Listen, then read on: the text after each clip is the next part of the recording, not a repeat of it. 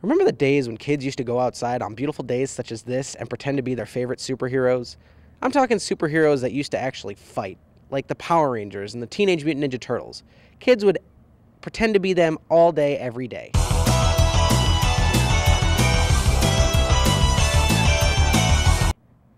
Now what do they have? Programs such as Go Diego Go and Dora the Explorer and Wow Wow Wubsy. Who comes up with this stuff? I'm taking a look back at kids' shows back when they were actually shows and not just an extension of the classroom.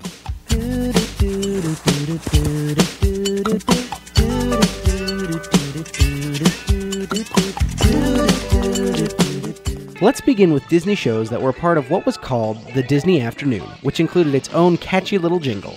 This block was played on local networks around the time kids would be arriving home after school. The first and most famous show of this block was DuckTales, featuring Scrooge McDuck and his nephews, often searching for some treasure.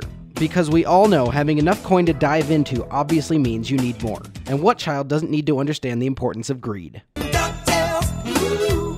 Another show in the Disney Afternoon block was TaleSpin, featuring Baloo and his freight transportation company operated by a nagging manager and an eager bear cub who looked up to Baloo. The show featured several characters from the Jungle Book, and let's face it, this TV spin-off was an obvious direction for these characters to go, formerly living in the wild jungles, to gravitate toward a modern lifestyle. The original action kids show for my generation was the Teenage Mutant Ninja Turtles, where kids learned now obsolete slang and decided pizza was all anyone needed to survive. The Turtles spent their days in the New York City sewer system waiting for the evil Shredder to attack. I can think of no other show that caused more recess disagreements than the Mighty Morphin Power Rangers.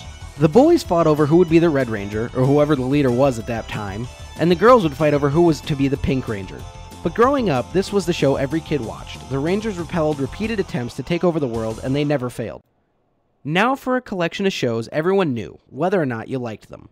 Classic Nickelodeon shows that never had any educational over- or undertones. These shows were made purely for the entertainment of kids. But Nickelodeon was better known for its competition game shows.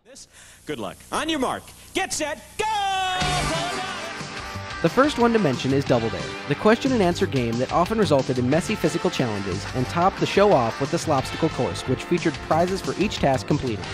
How no one was ever seriously hurt in that show amazes me.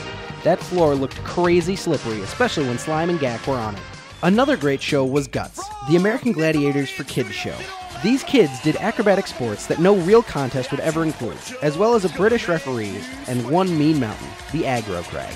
But none of those shows compared to this one, Legends of the Hidden Temple, where kids would ultimately compete for a chance to find their way through a maze-like temple. Anyone who ever watched this show knows exactly what I'm going to say next.